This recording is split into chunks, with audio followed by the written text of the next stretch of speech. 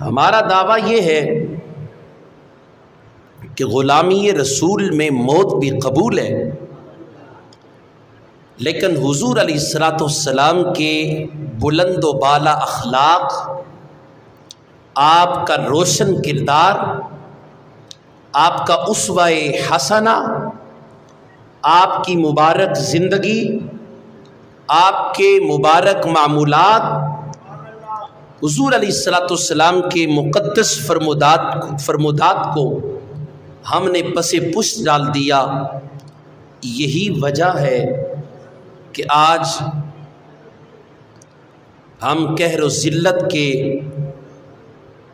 گھڑے میں گرتے چلے جا رہے ہیں۔ یاد رکھیں، جب تک معاشرے کے اندر اخلاق اور کردار کو فروغ نہیں ملے گا، اس وقت تک کوئی بھی معاشرہ پیسفل نہیں بن سکتا۔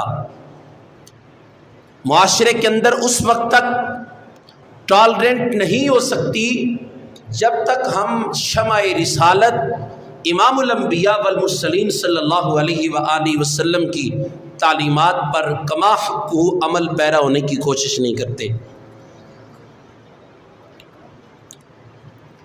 آج کے خطبہ میں نے آپ کے سامنے قرآن مقدس میں سے جو خوبصورت الفاظ تلاوت کیے، قرآن اعلان کرتا ہے وَإِنَّكَ لَعَلَىٰ خُلُقٍ عَظِيمٍ، کہ اے میرے پیارے محبوب، آپ خلق عظیم کی عظیم منزل پر فائز ہیں۔ ہم نے آپ کو اخلاق کے بلند درجے پر فائز فرما دیا ہے۔ ایک دوسرے مقام پر سورہ اعراف آیت نمبر 199 ہے، اس کے اندر بھی اللہ کریم نے اسی مضمون کا ذکر فرمایا۔ اور یاد رکھیں، اللہ جل مجدہ الکریم نے اپنے پیارے محبوب پاک صاحب الاولاد صلی اللہ علیہ وآلہ وسلم کو اخلاق کریمانہ خود تعلیم فرمائے، خود سکھا کر دنیا میں مبعوث فرمایا۔ یہی وجہ ہے کہ حضور علیہ الصلوۃ والسلام فرماتے ہیں کہ میں بھی دنیا میں اخلاق سکھانے والا معلم بن کے آیا۔ مجھے اللہ نے اسی لیے مبعوث فرمایا تاکہ میں اخلاق کو مکمل کر دوں،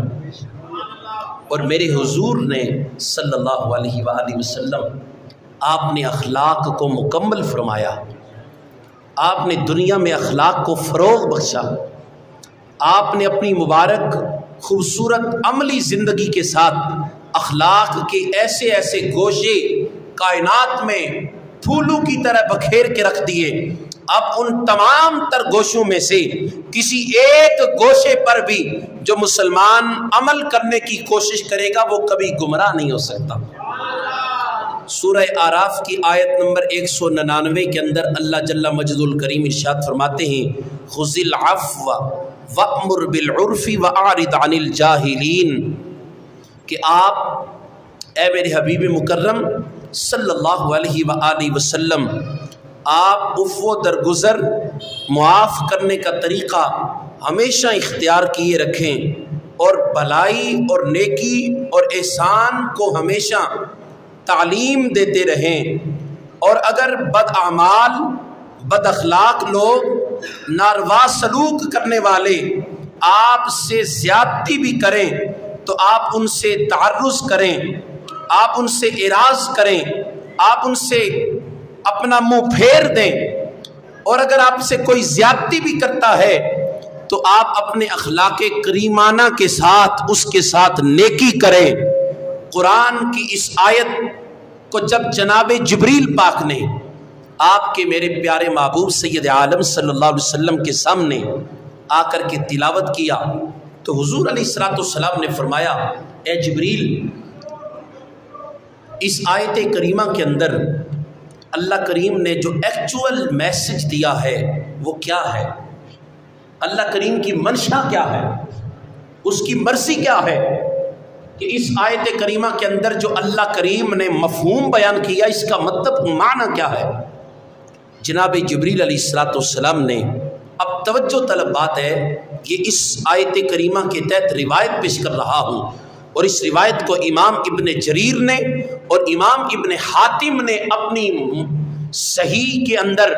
صحیح سند کے اندر، صحیح سند کے ساتھ اپنی اپنی کتابوں کے اندر اس کو نقل فرمایا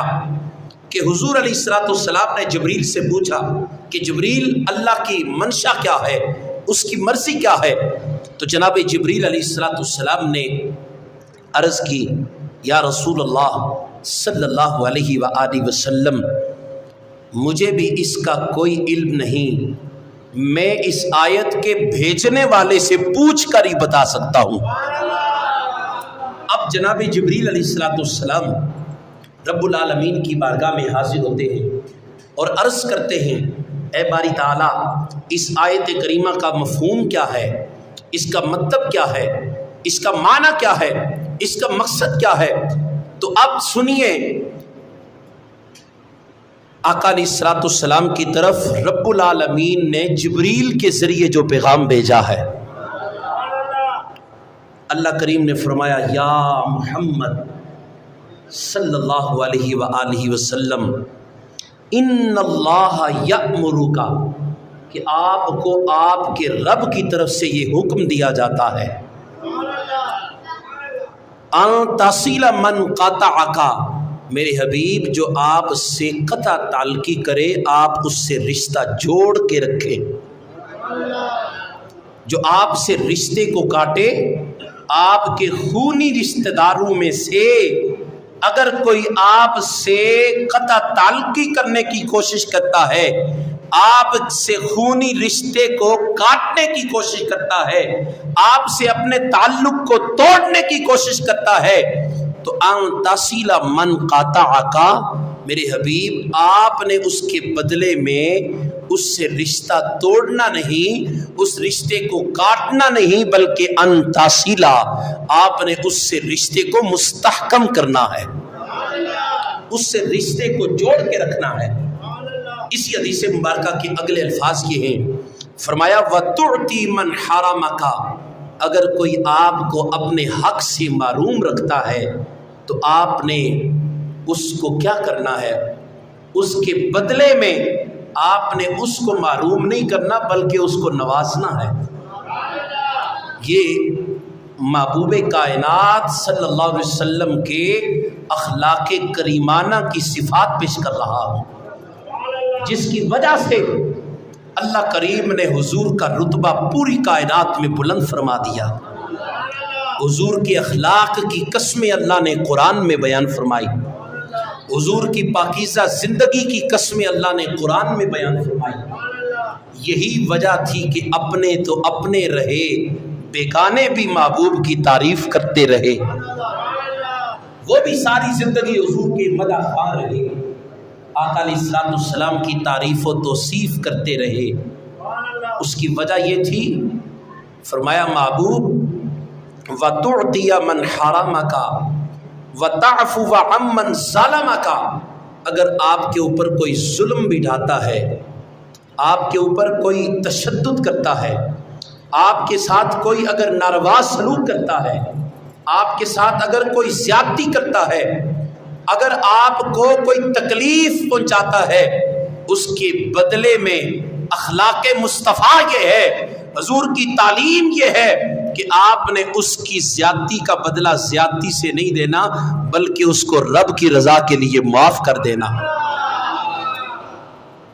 اگر ہم میں محبوب کائنات صلی اللہ علیہ وآلہ وسلم کا یہ طریقہ، جیسے ہم خود کو حضور کا غلام کہتے ہیں، حضور کا امتی کہتے ہیں، اگر ہم اس تعلیم مصطفیٰ کو اور تعلیمات قرآن کو، تعلیمات حدیث کو اور حضور علیہ السلام کی اس مقدس اخلاق کو ہم اپنی زندگی کی زینت بنا لیں، ہم اپنے اخلاق کا شعار بنا لیں، ہم اپنے کردار کی زینت بنا لیں، ہم اپنی زندگی کا زیور بنا لیں، تو آج بھی دنیا سے ہر طرح کی بد امنی ہمیشہ ہمیشہ کے لیے ختم ہو سکتی ہے۔ اگلی روایت سنیے، اس روایت کو امام بہقی نے شعب الایمان کے اندر نقل فرمایا۔ حضرت علی المرتضیٰ شیر خدا کرم اللہ وجہہ الکریم اس حدیث مبارکہ کے راوی ہیں۔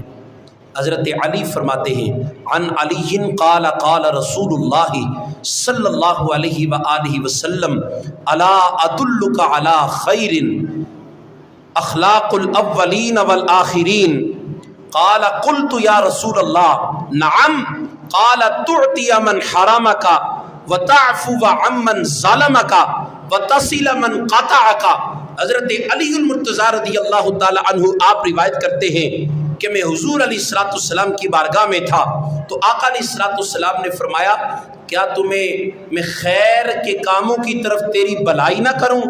بلائی کے کاموں کی طرف تیری رہنمائی نہ کروں، کیا تجھے خیر کے کاموں سے آگاہ نہ کروں، کیا تجھے ایک ایسی بات پر آگاہ نہ کروں کہ جس کے اندر خیر ہی خیر ہے، جس کے اندر بلائی ہی بلائی ہے، جس کے اندر کامیابی ہی کامیابی ہے،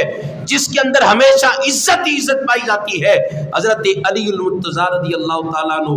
آپ عرض کرتے ہیں نعم یا رسول اللہ۔ حضرت علی عرض کرتے ہیں قال قلت، میں نے عرض کیا یا رسول اللہ صلی اللہ علیہ وآلہ وسلم نعم، آپ ضرور ارشاد فرمائیں۔ تو اب یہاں پر بھی وہی الفاظ آقا علیہ السلام نے تلاوت فرمائے جو اللہ کی طرف سے حضور علیہ السلام کو پیغام دیا گیا۔ فرمایا تعطی من حرمک، جو تجھے اپنے حق سے محروم کرے اس کے بدلے میں تو نے اس کا حق نہیں روکنا بلکہ اس کو عطا کرنا ہے۔ وتعفو عمن ظلمک، جو تیرے ساتھ ظلم و زیادتی کرتا ہے، تیرے ساتھ تشدد کرتا ہے، اس کے بدلے میں اسے معاف کر دے۔ فرمایا وتصل من قطعک، فرمایا کہ میرے پیارے محبوب کہ جو آپ سے قطع تعلقی کرتا ہے، آپ سے تعلق کو توڑتا ہے، آپ اس کے ساتھ تعلق کو استوار رکھیں۔ اب سنیے ایک حدیث مبارکہ کے اندر حضرت عقبہ بن عامر، اور اس روایت کو بھی امام بہقی نے اپنی کتاب کے اندر نقل فرمایا حضرت عقبہ بن عامر کی روایت سے، فرمایا کہ قال علی رسول اللہ صلی اللہ علیہ وآلہ وسلم الا اخبرک بافضل الخلاق بافضل اخلاق الدنیا والآخرہ، فرمایا کہ دنیا اور آخرت کا سب سے بڑا اخلاق کیا میں تمہیں نہ بتاؤں؟ حضرت عقبہ بن عامر روایت کرتے ہیں تو میں نے عرض کیا یا رسول اللہ آپ ضرور ارشاد فرمائیں۔ تو اس کے جواب میں بھی اللہ کے نبی نے محبوب کائنات صلی اللہ علیہ وسلم نے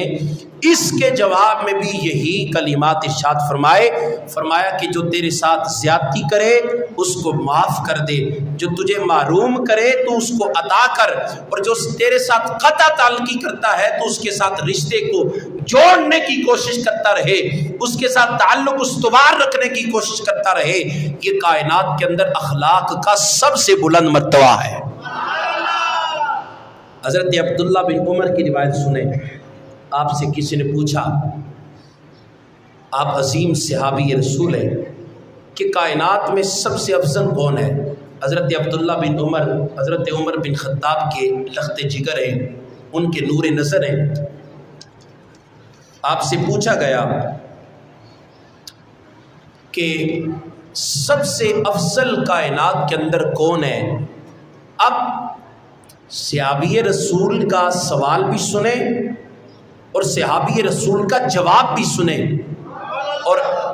اپنی فکر کے مطابق، ہم اپنے نظریات کے مطابق ہم جسے افضل سمجھتے ہیں وہ کسوٹی کچھ اور ہے، ہم جسے افضل سمجھتے ہیں وہ معیار وہ ترازو کچھ اور ہے، لیکن صحابی رسول کا جواب سنیں۔ حضرت عبداللہ بن عمر کا فرمایا کائنات کے اندر سب سے افضل وہ ہے کہ جس کا اخلاق سب سے پیارا ہے، جس کا اخلاق سب سے پیارا ہے، جس کا کردار سب سے پیارا ہے، جس کی زبان سب سے اچھی ہے، جس کے اعمال سب سے خوبصورت ہوں، جس کا کردار بلند و بالا ہو، جس کے معمولات سب سے زیادہ حسین ہوں، وہ کائنات کا سب سے افضل ترین انسان ہے۔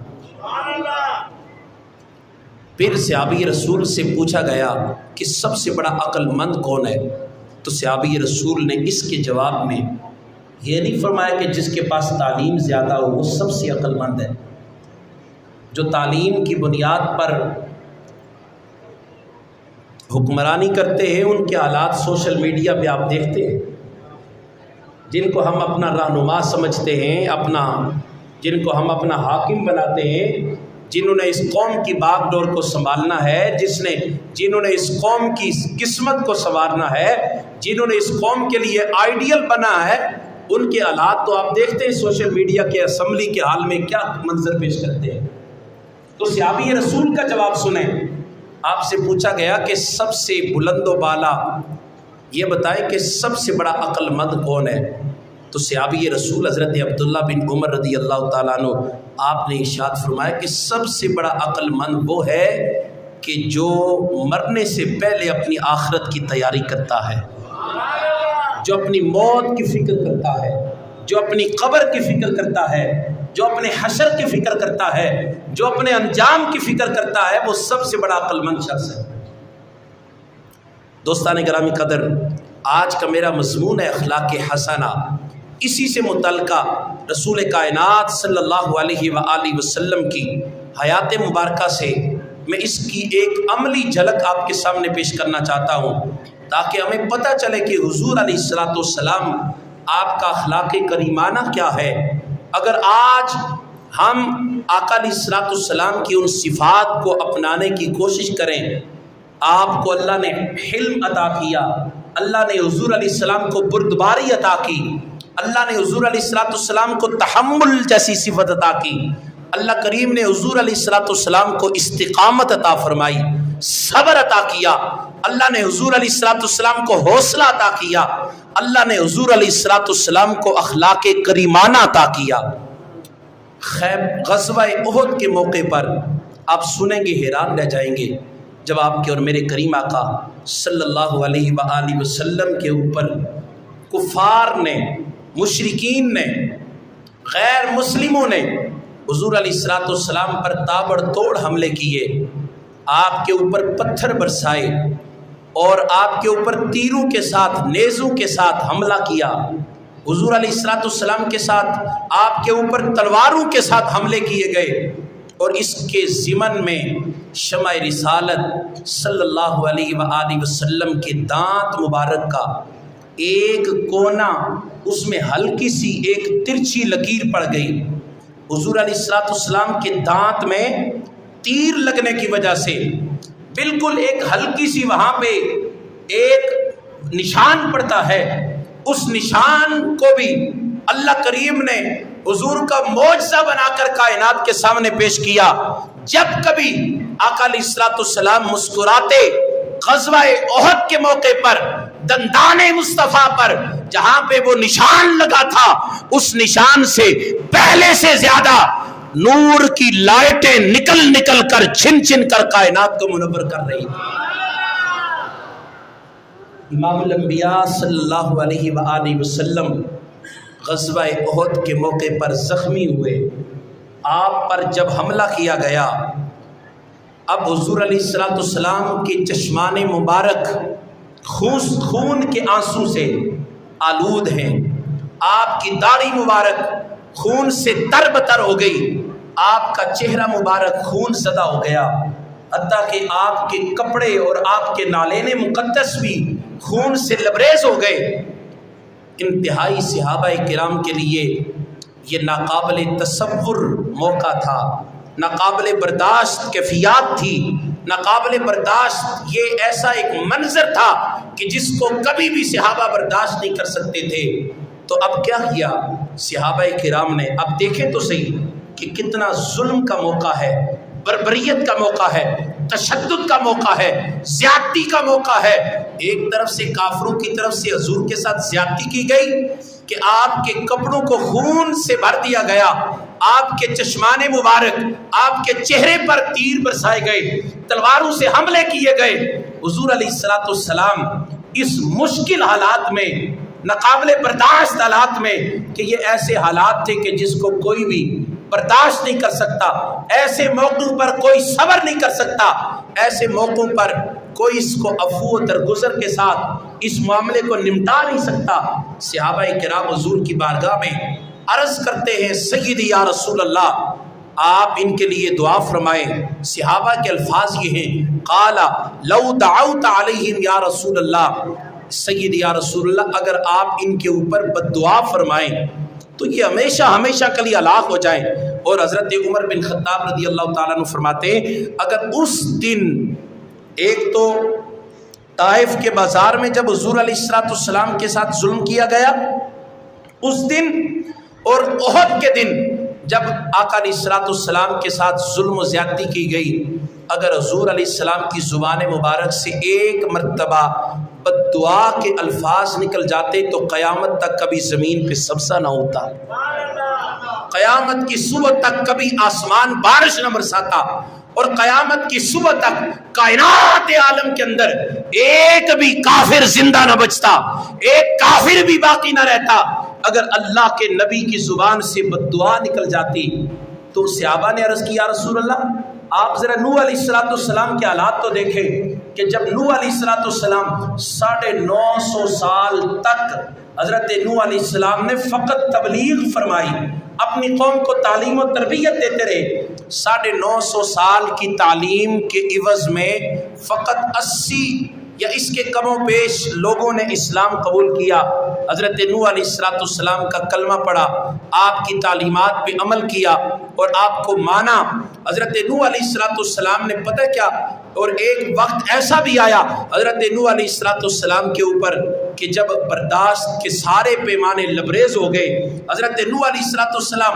गुस्से के आलम में, जब आपके साथ कौम ने बहुत बड़ी ज़्यादती की, हज़रत नूह अलैहिस्सलाम सूरह नूह पारा नंबर 29 है, इसके अंदर ये आयत करीमा मौजूद है, क़ाल नूह रब्बी ला तज़र अलल अर्दि मिनल काफिरीन दय्यारा। हज़रत नूह अलैहिस्सलाम ने दुआ फरमाई, अल्लाह के हुज़ूर इल्तिजा करते हैं, ऐ बारी ताला, इस दुनिया से एक एक काफिर को ख़त्म कर दे,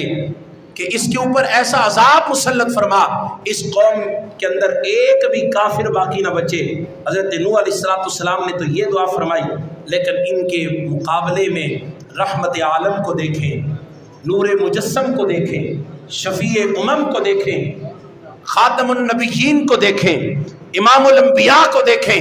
मोहसिन कायनात को देखें, रहमत कायनात को देखें, अपने महबूब कायनात का मंजर देखें, आपका यहाँ पर इशार देखें, हुजूर का माफ़ करने का जज्बा देखें, हुजूर की सहाबत देखें, हुजूर अलैहिस्सलाम का हुस्न सलूक देखें। सहाबाए किराम ने अर्ज़ किया, रसूल अल्लाह, आप इनके ऊपर बद्दुआ फरमाएं। अर्ज़ किया, रसूल अल्लाह, इनके लिए बद्दुआ फरमाएं। तो आका अलैहिस्सलाम ने क्या जवाब दिया, फरमाया, इन्नी लम उबअस लआनन वलाकिन्नी बुइस्तु दाइयन व रहमा। फरमाया, सहाबा, मैं इनके लिए,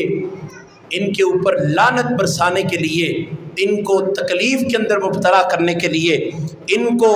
हमेशा हमेशा के लिए ख़त्म करवाने के लिए, इनके ऊपर मसाइब व अलम के पहाड़ डालने के लिए इस दुनिया में मबूस नहीं हुआ, बल्कि मेरा मनसब ये है, मुझे तालीम ये है, मेरी हिकमत का और नबुव्वत का तकाजा ये है कि रब्बे ज़ुल जलाल ने मुझे इनके लिए सरापाए रहमत व करम बना के भेजा, मुझे इनके लिए सरापाए करम बना करके भेजा। अब उस सरापाए रहमत, सरापाए करम, सरापाए जूदो अता, सरापाए जूदो सखा,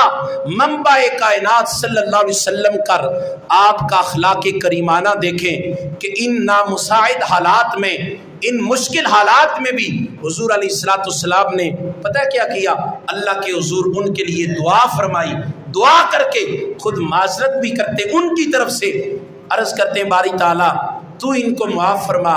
मैं इनकी तरफ से तेरे हुजूर माजरत पेश करता हूँ। असल वजह यह है कि ये मुझे पहचाने ही नहीं,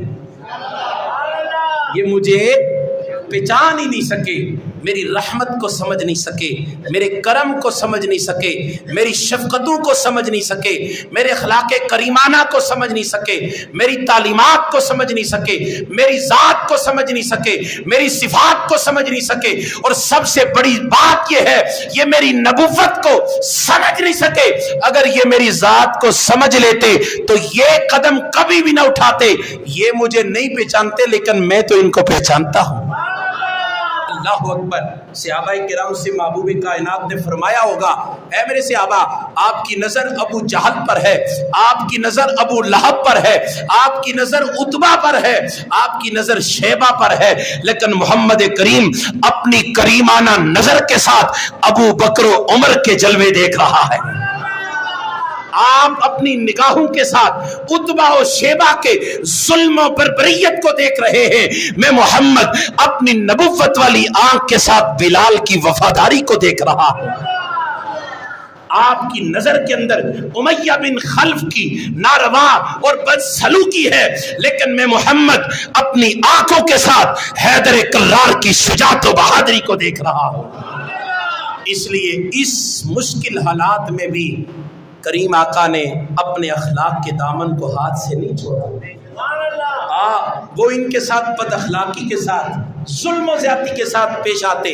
اور میرے کریم آقا اس کے بدلے میں ان کے ساتھ کریمانہ سلوک کرتے، رحمت والا سلوک کرتے، ان کے ساتھ پیار والا سلوک کرتے، اور ان کے لیے اللہ کے حضور دعائے خیر کرتے۔